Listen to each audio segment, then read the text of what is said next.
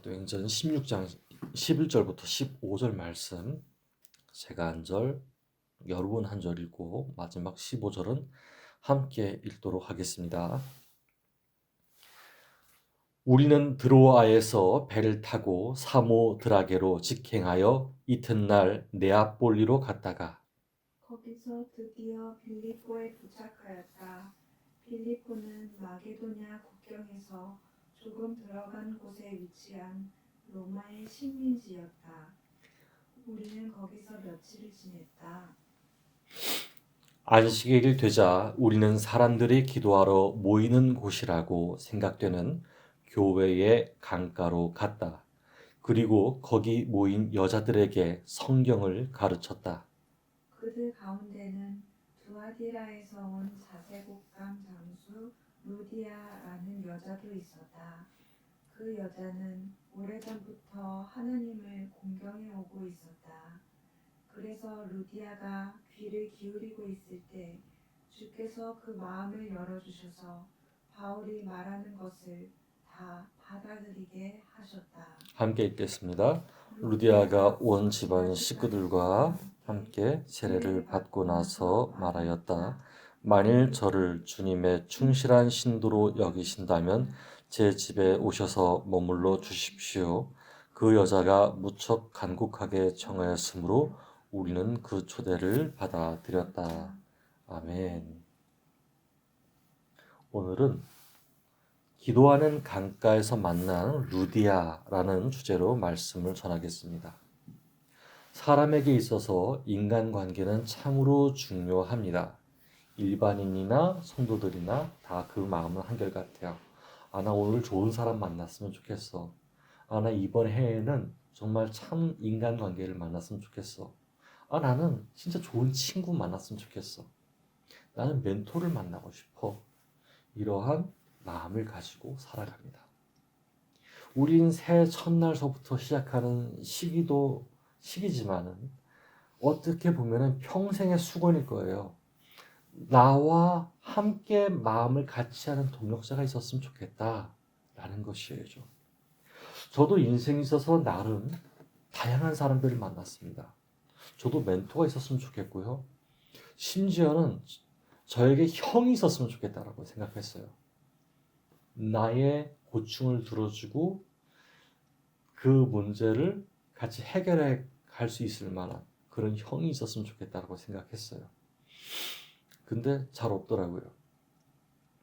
사회생활을 나가보니까 서로 다 바빠요.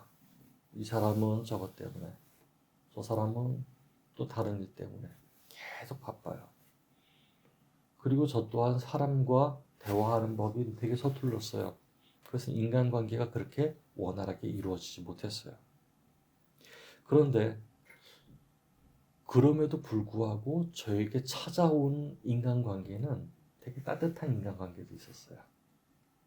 어떤 관계는요, 괴로운 관계가 있었어요. 만나기만 하면 짜증나는 인간관계도 있었어요. 만나기만 하면 설레는 인간관계도 있었어요. 저 목사님 만나면 되게 무언가를 더 듣고 싶어 하는 그런 분도 있었어요.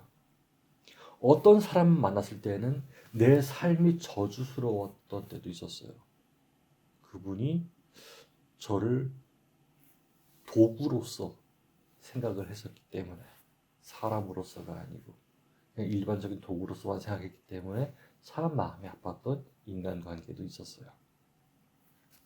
그러나 또 어떤 사람 만났을 때에는 커다란 마음의 위로를 받기도 했어요.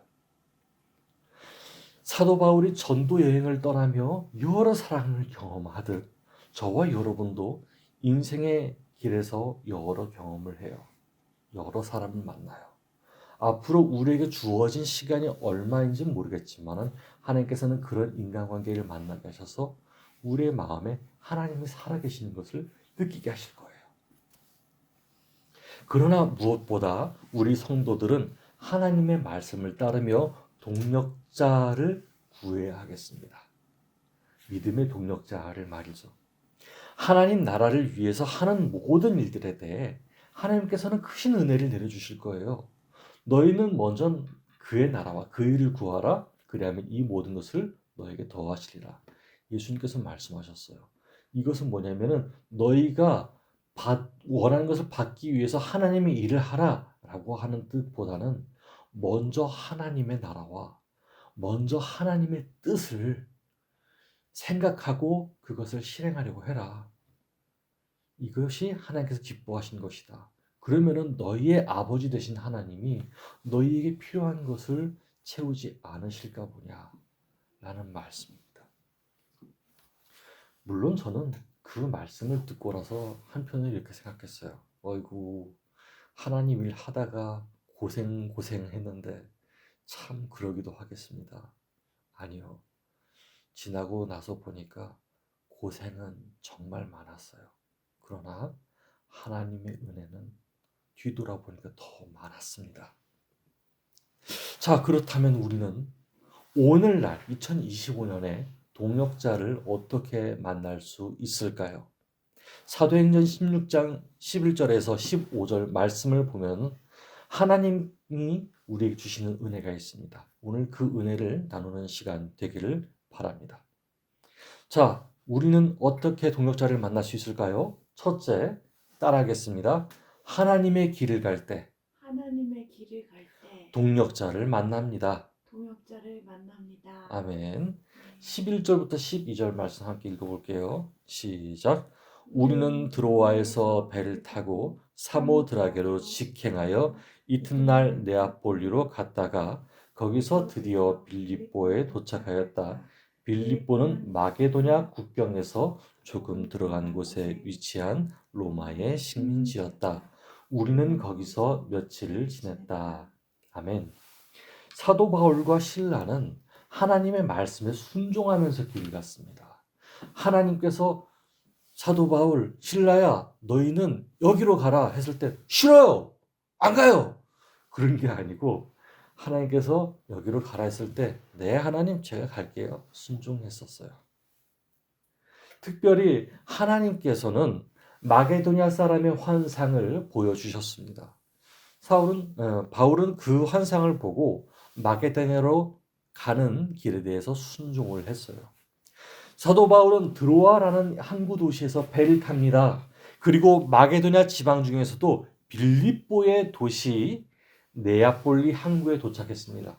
오늘날로 말하면은 속초에 있는 동명항, 대포항 이런 항구에 도착했다는 얘기예요. 이 기록이 참 인상 깊어요. 왜 인상 깊을까? 아니, 전도사님, 그냥 배 타고 그냥 이동했는데 왜 그것이 인상 깊어요? 인상 깊을 수밖에 없어요. 드로아에서 빌립보로 가는 루트는 여러 가지가 있습니다. 그런데 그 중에서도 가장 직선으로 가는 루트를 통해서 빌립보로 갔다고 되어 있습니다. 이것은 사도 바울이 얼마나 하나님께 대하여서 마음이 충만한지를 보여줍니다. 하나님께서 말씀하셨는데 우리 겸사겸사해서 그냥 쭉 돌아서 가자 라고 한 게 아니고 직선으로 갑니다. 하나님, 오늘날 그 마게도냐 사람이 우리의 도움을 요청한다면 우리가 거기에 안 갈 수가 없습니다. 저희가 곧장 가겠습니다. 그 마음으로 갔던 거예요. 그래서 드로아에서 마게도냐로 가는 그 길, 빌립보의 네아폴리 항구로 도착을 했습니다.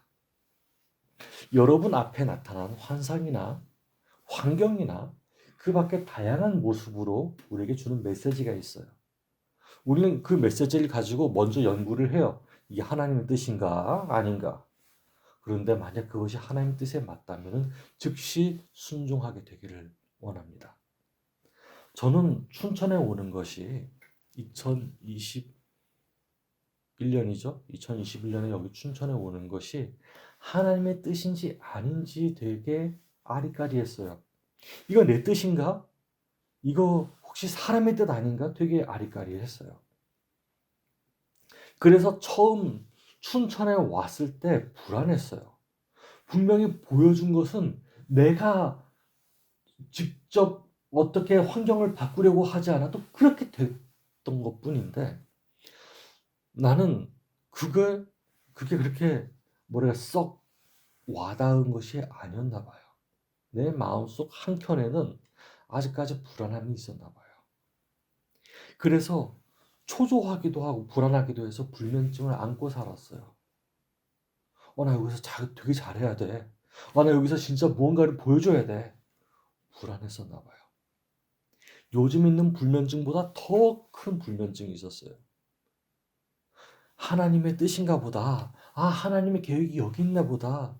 충분히 체험을 했음에도 불구하고 되도록 빠른 일정을 잡고 옮겨왔지만 불안했더란 말이죠. 그러나 여러분, 하나님께서는 우리의 마음을 알고 계십니다. 사도 바울도 그리고 신라도 그 항구 도시에서 드로아에서 네아폴리로 갈 때 마음이 초조할 수도 있었을 거예요. 야, 이거 우리 지금 잘 가는 거 맞냐? 하나님께서 보내신 거 맞냐? 좀 불안했을 거예요. 그러나 하나님께서는 그런 마음 다 아세요. 그런 불안감을 갖고 살아가는 우리에게 마음을 함께할 하나님의 동역자를 주실 줄 믿습니다. 자, 그리고 또 어떤 방법으로 하나님의 동역자를 만날 수 있을까요? 자, 저를 따라해 볼게요. 둘째, 둘째, 기도의 자리에서 기도의 자리에서 만날 수 있습니다. 만날 수 있습니다. 아멘. 13절과 14절 말씀을 함께 읽어보겠습니다. 13절, 14절입니다. 시작. 안식일 되자 우리는 사람들이 기도하러 모이는 곳이라고 생각되는 교회의 강가로 갔다. 그리고 거기 모인 여자들에게 성경을 가르쳤다. 그들 가운데에는 두아디라에서 온 자색 옷감 장수 루디아라는 여자도 있었다. 그 여자는 오래전부터 하나님을 공경해 오고 있었다. 그래서 루디아가 귀를 기울이고 있을 때 주께서 그 마음을 열어 주셔서 바울이 말하는 것을 다 받아들이게 하셨다. 아멘. 안식일 되자 일어난 일입니다. 아마 사도 바울과 신라는 빌립보에서 두루 보면서 유대인들이 얼마나 있는지 또는 그곳에 있는 이방인들이 하나님의 마음을 받을 준비가 됐는지 좀 살펴봤을 거예요. 그런데 거기에 유대인들이 굉장히 적었습니다. 사도 바울과 신라는 사람들이 기도하러 모이는 장소를 찾아가요. 어디에 기도하는 사람이 있을까? 어디에 하나님의 마음에 합당한 사람이 있을까? 막 찾았습니다. 그 당시에는 어느 나라든지 유대인들이 살고 있는 곳이면 회당이라고 하는 건물이 존재했습니다. 이 회당은 하나님의 말씀을 가르치면서 하나님의 말씀을 가르침 받기도 합니다. 그리고 거기서는 기도 처소가 항상 마련되어 있어요. 그래서 회당은 유대인들이 갔었을 때 가장 먼저 찾는 장소이기도 했습니다. 굳이 전도자가 아니다 하더라도 우리 같이 그 말씀을 찾는 자리에 가자 해서 찾는 곳이 회당입니다. 근데 앞불사 회당이 없는 거예요. 그런데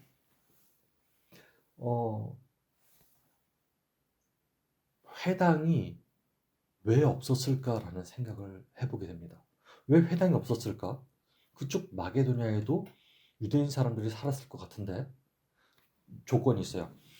회당이 세워질 때에는 유대인 남자, 유대인 성인이에요. 성인 남자 10명이 있어야 합니다. 10명이 있어야 유대인 회당이 세워져요. 만약 10명이 없다면 유대인 회당은 세워지지 않습니다. 그게 유대인의 규칙이었어요. 그러니까 그 마을에 유대인 회당이 없으면 어떻게 하냐? 만약 거기에 유대인이 있다고 한다면은 어디서 예배드리냐? 바로 강가나 바닷가에 있는 건물을 빌려서 예배를 드렸습니다. 사도 바울과 신라는 그 소식을 들었어요. 유대인이 있기는 있는데 그 사람들이 강가나 바닷가에 있는 그런 건물을 빌려서 예배를 드린대요. 그래요? 그럼 우리 가봅시다. 그렇게 가보니까 거기에는 남자들이 모이지는 않았었나 봐요. 여성들이 이제 많이 모여 있는데 거기서 기도를 하고 있었습니다. 자, 그런데 이 마음이 들어요. 아니, 외국 땅에서 살아도 그냥 유대인의 관습을 버리고 에이, 율법 안 지키면 어때? 야, 우리 안식일 안 지키면 어때? 무슨 기도를 해? 이런 사람들도 있을 텐데 오히려 그 사람들은 기도 처소를 빌려서 또는 기도 처소를 만들어서 기도를 했던 거예요. 얼마나 하나님께서 기뻐하실 사람들일까요? 두세 사람이 모인 곳에 예수님이 함께 하신다고 하셨으니 유대인들이 경건한 마음으로 하나님께 기도할 때 하나님이 얼마나 기뻐하셨을까요? 사도 바울과 실라는 그 기도 장소에서 루디아를 만나게 됩니다. 수많은 사람들이 거기서 사도 바울과 실라의 말을 듣고 하나님을 예수님을 보내주신 분이라고 영접을 합니다. 원래는 하나님을 믿고 있었어요. 그런데 하나님이 예수님을 보내주셔서 우리 민족을 그리고 온 세계를 구원할 것이라고 하는 그런 생각을 못했었거든요. 그래서 이 사람들이 말씀을 듣자마자 예수님을 영접합니다. 여러분, 이처럼 기도의 자리에서 만나는 동력자는 여러분과 함께 있게 될 것입니다. 자주색 옷감 장술에서 만나는 것이 아니고요. 그 사람이 어떤 지위가 있기 때문에 우리에게 만나는 것이 아니고요. 기도의 처소에서 하나님을 갈망하는 그런 사람들이 우리의 동력자가 될 것입니다. 마지막으로 세 번째입니다. 따라 읽겠습니다. 셋째, 겸손의 자리에서 만날 수 있습니다. 네, 하나님의 동력자는 겸손의 자리에서 만날 수 있습니다. 14절과 15절 말씀 읽어보겠습니다. 14절과 15절입니다. 시작. 그들 가운데는 두아디라에서 온 자색 옷감 장수 루디아라는 여자도 있었다. 그 여자는 오래전부터 하나님을 공경해 오고 있었다. 그래서 루디아가 귀를 기울이고 있을 때 주께서 그 마음을 열어주셔서 바울이 말하는 것을 다 받아들이게 하셨다. 루디아가 온 집안 식구들과 함께 세례를 받고 나서 말하였다. 만일 저를 주님의 충실한 신도로 여기신다면 제 집에 오셔서 머물러 주십시오. 그 여자가 무척 간곡하게 청하였으므로 우리는 그 초대를 받아들였다. 아멘. 여기에 보면은 두 명의 겸손한 사람이 등장합니다. 아니, 세 명이죠. 세 명의 겸손한 사람이 등장합니다. 첫 번째는 루디아입니다. 두 번째는 사도 바울과 세 번째 실라입니다. 루디아가 왜 겸손했냐? 하나님의 말씀을 너무나 사랑했어요. 하나님을 항상 공경했어요. 그러니까 율법을 지켜도 하나님의 뜻을 먼저 생각했고 어떤 행동을 해도 하나님의 뜻을 먼저 생각했어요. 율법에 있는 껍데기 모양이 아니고 어떻게 하면 하나님의 마음이 기쁘실까 이런 생각을 했던 것 같아요. 하나님 공경은 여기 있어요. 율법의 외형이 아니고 율법의 중심에 대해서 상고하는 사람들입니다. 루디아가 바로 그런 사람이었어요. 루디아의 직업은 자주 옷감 장수였어요. 이 자주 옷감 장수라고 하는 말은요, 굉장히 유명한 직업을 의미합니다. 그때 자주색 옷감이라고 하는 것은 굉장히 귀했어요. 왜? 로마 시민이면 입을 수 있는 옷이고요. 로마 귀족들이면 입을 수 있는 옷이에요. 왕족들, 귀족들 또는 로마 시민 중에서도 나 이만큼 잘 살아 라고 하는 사람들을 대상으로 옷감을 팔았던 사람이에요. 얼마나 부자겠어요. 그런데 꾀죄해 보이는 지금 갓 배 타고 와가지고 냄새 많이 나는 그런 사람들을 보고 아휴 참 하나님 말씀 전한다는 사람이 이렇게 꾀죄죄하니 에이 나 저 사람하고 생각하지 말아야겠다. 그러지 않았어요. 자주 옷감 장수 루디아는 하나님께 받은 겸손함 때문에 자기 자신의 부유함을 무기로 삼지 않았습니다. 오히려 그 사람들을 모셔드리려고 했어요. 주님의 말씀이 제 마음 안에 있습니다. 바울 선생님, 그리고 실라 선생님, 저희 집에 오셔서 좀 묵었다 가세요. 저희가 하나님의 말씀이 안에 있는데 당신이 여기 왔었으면 참 좋겠습니다. 자주 옷감장수 루디아를 보고 우리는 이렇게 생각할 수 있어요. 하나님이 부자를 우리에게 붙여주시는구나. No, 아닙니다. 하나님을 공경해 온 사람이 우리의 동력자가 될 것입니다. 만약에 돈이 많아요. 그런데 하나님을 공경하지 않아요. 겉으로 하나님을 믿는다고 하면서 하나님을 공경하지도 않고 예수님을 사랑하지도 않아요. 그런데 돈이 많으니까 너희들 내 말 들어! 라고 하는 사람이 있다면 그 사람은 우리의 동력자가 되지 못합니다. 저는 여기에 대해서 굉장히 주의하기를 바라요. 왜냐하면 저의 마음이 이 사람이 돈이 많기 때문에, 이 사람이 어떤 재능이 되기 때문에 그 사람과 가까워져야겠다, 그런 생각이 들까 봐. 하나님께서 우리의 마음을 언제나 지켜주시길 바랍니다. 그리고 굳이 그런 사람을 만나지 않더라도 하나님께서 모든 것을 채워주실 줄을 제가 소망하고 믿습니다. 자, 루디아만 겸손했느냐? 아니요. 사도 바울과 실라는 어떤 겸손함을 가졌을까요? 그 여자가 무척 간곡하게 청하였으므로 그 초대를 받아들였다라고 얘기를 합니다. 사도 바울과 실라는 다른 사람에게 대접받는 것을 당연스럽게 여기지 않았어요. 원래 바리새인 출신이었던 사도 바울은 누군가가 자기를 대접한다고 하셨을 때, 내가 하나님 말씀을 잘 아니까, 율법을 잘 아니까 대접받네. 이건 당연한 거지. 난 바리새인 중에 바리새인이야. 그러면서 대접을 그냥 당연스럽게 여겼을 거예요. 그런데 그 바리새인이 아닌, 예전에 있던 모든 지식들을 다 버린 사도 바울은 그런 당연한 것을 버립니다. 아니, 당연하게 생각한 것을 버립니다. 그리고 겸손한 마음을 가져요. 누군가가 우리를 초대한다고 할 때 하나님께서 겸손한 마음을 주셨으므로 사도 바울 안에는 교만한 마음이 아닌 하나님을 공경하는 마음이 있었어요. 실라도 마찬가지였어요. 실라도 바울 곁에 있다 보니까 당신 바리새인이잖아요. 그러면은 말씀 전했으니까 그냥 대접받는 게 낫지 않아요? 그렇게 얘기하지 않았어요. 실라도 하나님의 마음으로 충만한 사람이었고 겸손한 사람이었어요. 그래서 누군가에게 대접받는 것을 당연스럽게 여기지 않았어요. 그러다 보니까 어떤 일이 생기냐면은 루디아가 간곡하게 청하는 일이 생겨요. 얼마나 간곡하게 청하였냐? 만일 저를 주님의 충실한 신도로 여기신다면 제 집에 오셔서 머물러 주십시오. 여러분들이 말씀 전했으니까 그 말씀을 나의 인생의 모토로 삼고 싶습니다. 그런데 이 마음을 거절하시면은 여러분들은 그냥 떠나시는 거예요. 그러니까 빨리 오세요. 우리 집에 오세요. 우리 집에 오셔서 함께 머물러 주세요. 이렇게 얘기한 거예요. 이 세 명의 겸손한 사람이 만나고 나서 하나님의 사역은 더욱더 풍성해집니다.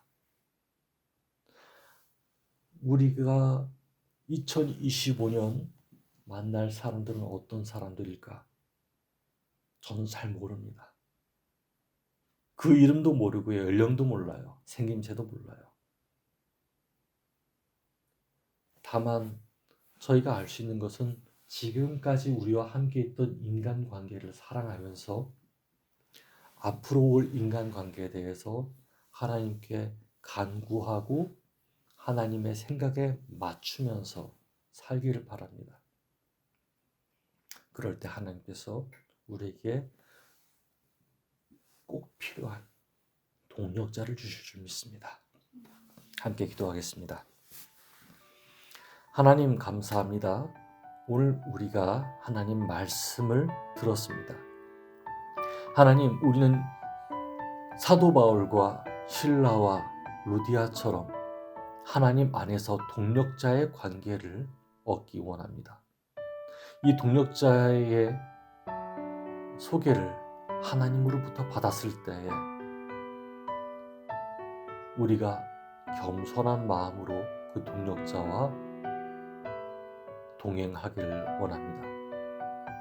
우리의 마음에 겸손을 허락하여 주시옵소서. 우리의 마음에 기도의 자리를 사모하는 마음을 허락하여 주시옵소서. 우리의 마음에 하나님 길에 순종하는 마음을 허락하여 주시옵소서. 그리하여서 나의 뜻, 나의 생각, 나의 자랑이 우선되는 것이 아니고 하나님의 사역이 이루어질 수 있게 주님 인도하여 주시옵소서. 살아계신 예수 그리스도 이름으로 기도드렸습니다. 아멘.